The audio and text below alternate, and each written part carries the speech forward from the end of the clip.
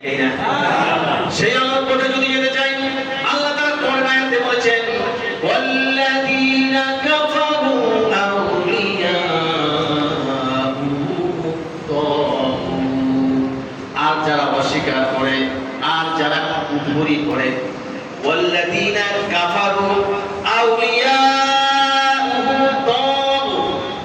আমরা মনে করি আউলিয়া ওলি শব্দ বললেই তারা ভালো। আল্লাহ প্রথম আয়াতে বললেন ভালো, এর পরের অংশে বললেন তারা হলো কাফের, তারা কুফরি করে। আউলিয়া বহু বছরে বলছে, বলে কি বলছে? বহু বছর। আউলিয়া হলো তারা সীমালঙ্ঘন করে আল্লাহ তাআলার আয়াতের বিরুদ্ধে, আল্লাহ তাআলার কোরআনের বিরুদ্ধে, মুহাম্মদ সাল্লাল্লাহু আলাইহি ওয়াসাল্লামের শরীয়তের বিরুদ্ধে, সুন্নাহর বিরুদ্ধে তারা কথা বলে। এই জন্য তারা কি করে? তারা মানুষদেরকে আল্লাহর পথ থেকে তারা কুফরির পথে নিয়ে যায়। এরকম পীর আছে না নাই? আছে। এইটাই হলো আজকে আমার মূল মেসেজ। আমরা মনে করি ওলি বা আউলিয়া শব্দে, যেমন কিছু কিছু জায়গায় কোনো মাজার চর্চা আছে, কোনোভাবে ভাঙা ধ্বংস করা ঠিক না। এটা রাষ্ট্র যদি কোনো নিয়ন্ত্রণ নেয়, রাষ্ট্র এই ব্যাপারে দিবে। আমাদের রাষ্ট্র ইসলামী শরীয়ত এখানে কায়েম আছে ভাই? নাই। এই জন্য কোনো কেউ সব প্রণোদিত হয়ে বিভিন্ন জায়গায় বিভিন্ন মাজার তারা ভণ্ডামি করে অবশ্যই, আর ওইগুলোর কারণে মানুষ বিপদগ্রস্ত হয়ে যায়। এখন কথা হলো, বাংলাদেশের মানুষ ওলি আউলিয়াদের ভালোবাসে, বাসে না ভাই? ওলি আউলিয়াদের ভালোবাসে, কিন্তু ওলি এবং আউলিয়াদের সম্পর্কে সঠিক জ্ঞান না থাকার কারণে ভুল লোকদের কাছে তারা চলে যায়। ভুল লোকদের কাছে গিয়ে তারা নিজেরা কি হয়ে যায়? এতদিন পর্যন্ত নামাজে ছিল, কিন্তু ওই পীরের মুরিদ হয়ে সে নামাজ ছেড়ে দিচ্ছে। ওই নিয়ে নামাজ কি দরকার? নামাজ দিলে আছে, বলে না ভাই? আমি তো জানি, আমার চেয়ে বেশি আপনারা জানেন, কারণ আমার 14 গোষ্ঠী পীর, আমার পূর্ব থেকে পীর আছে, ভালো আছে আলহামদুলিল্লাহ। যেমন ধরে যে চন্দ্রপাড়া আমার নানা, তারপর হলো এই দেওয়ানবাগ বিশ্বাস হলো আমার খালু, তারপর হলো এই কুতুববাগ দরবার শরীফ আমাদের জাকে, তারপর হলো আক্রোশী, এগুলো সবই আমাদের। আমি কারোর বিরোধিতা কখনো বৈঠক করবো না, কিন্তু হক বাতিলের প্রশ্নে কোরআন যা বলবে আমাকে সেটাই বলতে হবে। কোরআন যেদিকে আমাকে যেদিকে নিয়ে যাবে আমি সেই দিকেই যাবে, কোরআনের বিপরীত জায়গায় কখনো যাব না। এই জন্য বাংলাদেশে যেমন হককারী আলেম আছেন, তেমনি আমার আলেমদের মধ্যে আবার কিছু ভণ্ড আছে।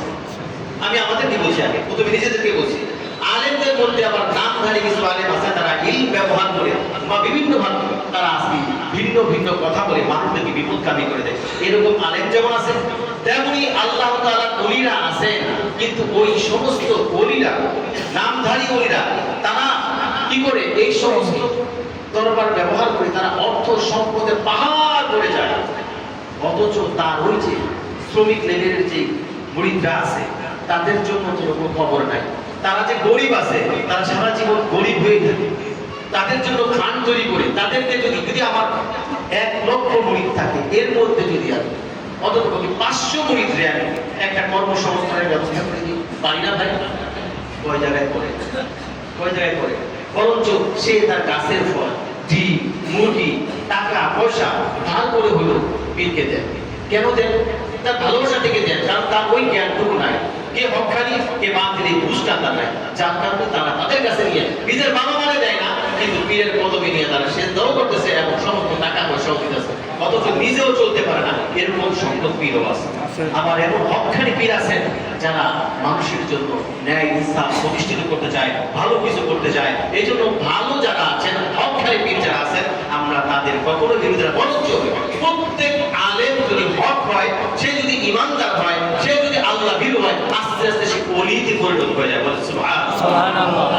এই জন্য আমরা সবাই আলেম হতে চাই, বলে রাজি আছি ইনশাআল্লাহ? যদি আলেম হই, আমাদেরকে ওলি বানিয়ে দিবেন কে? আল্লাহ। তাহলে আমরা আমাদের বন্ধু হবেন কে তখন? আল্লাহ, স্বয়ং আল্লাহ। দ্বিতীয় ওলিকে, দ্বিতীয় আমাদের প্রিয় নবী মুহাম্মদ সাল্লাল্লাহু আলাইহি ওয়াসাল্লাম। তারপরে ওলিকে আবু বকর সিদ্দিক রাদিয়াল্লাহু, তাদেরকে আমরা ওলি হিসেবে চিনি, তাদেরকে আমরা ওলি মনে করি না।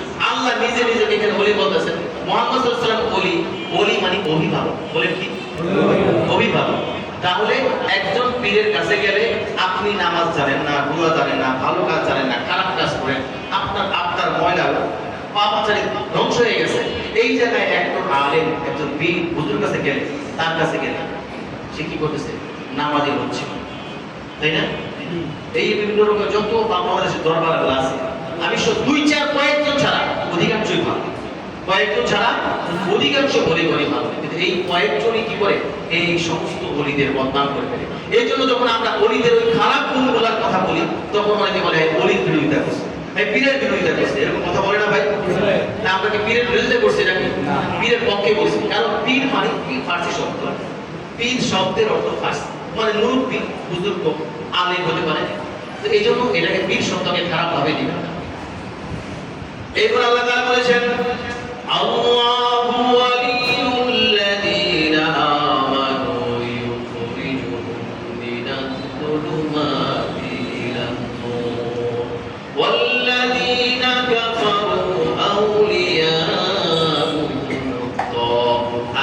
এরকম ওলি আছে, আল্লাহ বলেন বহু ওলি আছে, তারা মানুষদেরকে আল্লাহর পথ থেকে তারা বিপদগামী অর্থাৎ আলোর পথ থেকে তারা অন্ধকারের দিকে নিয়ে যায়।